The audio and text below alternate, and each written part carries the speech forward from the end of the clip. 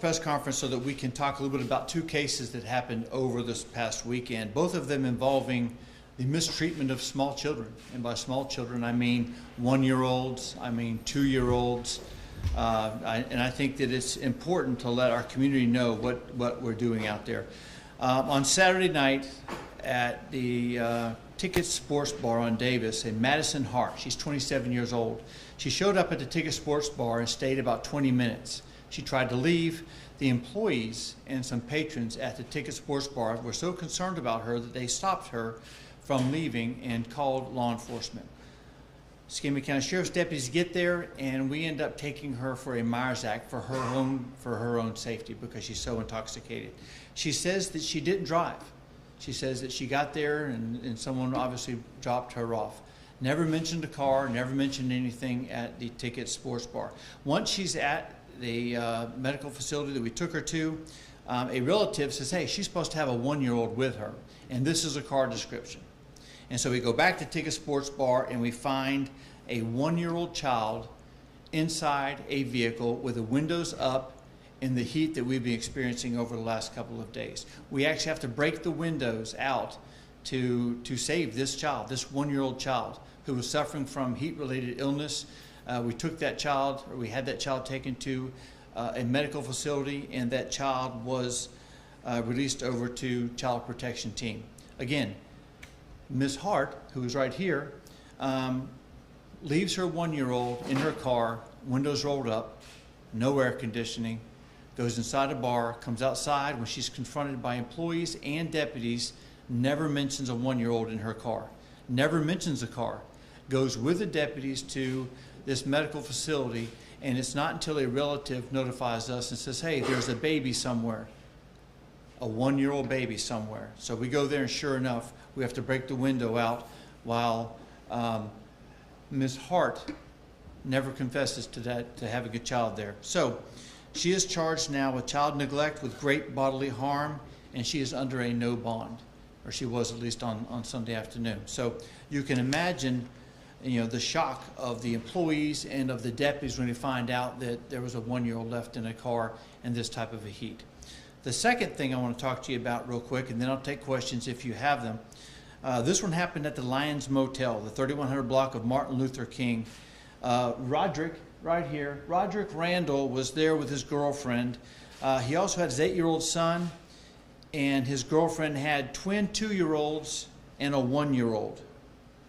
Roderick leaves the hotel, but leaves his firearm in the closet, apparently what he thought was a safe holster. While Roderick was gone, and while the girlfriend was sleeping, his 8-year-old son finds the gun because he knows where it's hidden. He pulls the gun from the holster, starts playing with it, and fires a round into the 1-year-old toddler, ultimately killing the 1-year-old. The bullet then goes through and strikes one of the 2-year-old toddlers who's injured but is expected to recover. Roderick decides to come back, grabs the weapon, and grabs an amount of drug, what we believe is drugs, and he leaves the scene before returning back to the scene. Roderick, who is not a parent to the 1-year-old baby that was killed, and not a parent to the 2-year-old that was injured. His 8-year-old son was the one that found the gun, knew where the gun was.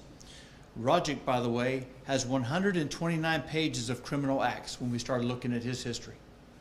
Roderick Randall, who's 45 years old, has 28 previous felony charges. Roderick Randall has 14 previous felony convictions.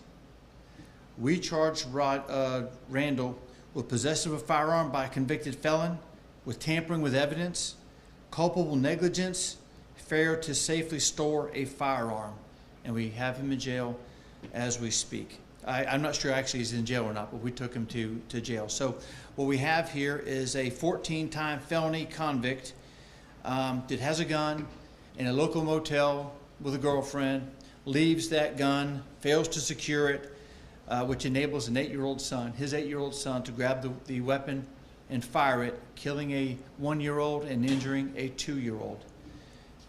Both of these cases happened this weekend. We have got to do better with treating our children. This is a 1-year-old that was left in the car. This is a 1-year-old that accidentally was killed by a bullet because these adults were careless in both counts. So I just want to make sure that people understand. Madison Hart left her 1-year-old while she went to a bar. Left her 1-year-old while she was taken to a medical facility. Roderick Randall left a firearm where his 8-year-old could get it. That 8-year-old got the weapon, ended up killing a 1-year-old and shooting and injuring a 2-year-old. This is not how we treat our children. Our hearts go out to the rest of the families. This is ridiculous. These are 2 babies that are shot and 1 baby just left in the car by themselves. We talk a lot about how we can be, work with our kids, and we do that too. We mentor kids, but we need our parents. We need these parents to step up and do a better job, because the decisions that they make can cost, in this case, they can cost the lives of our most precious resource, that's our children. And with that, I'll take any questions.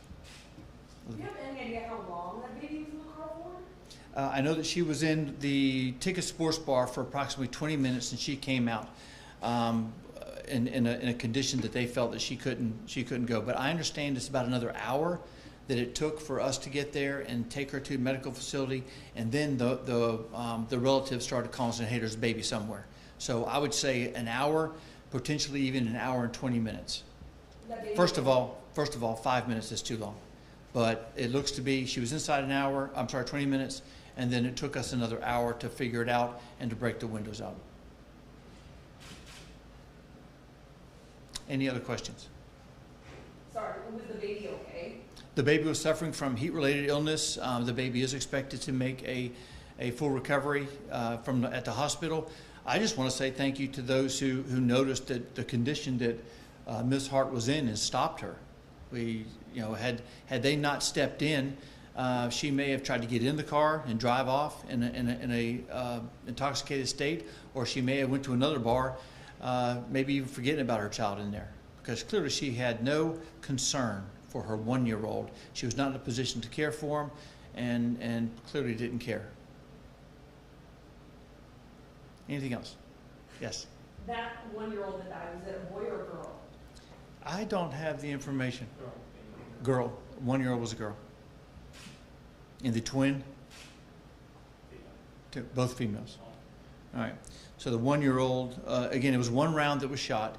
1 round, unfortunately, went through the 1-year-old and struck the 2-year-old. And again, both are girls. All right. Again, we just want to make sure people understand, what's taking place, and we want to encourage parents to do better. We want to encourage people who have an opportunity to intervene, do what we did here, give us a call, and let us take care of business. And Ms. Hart and Mr. Randall will have their day in court. So if there's no more questions, that's all for now. Thank you.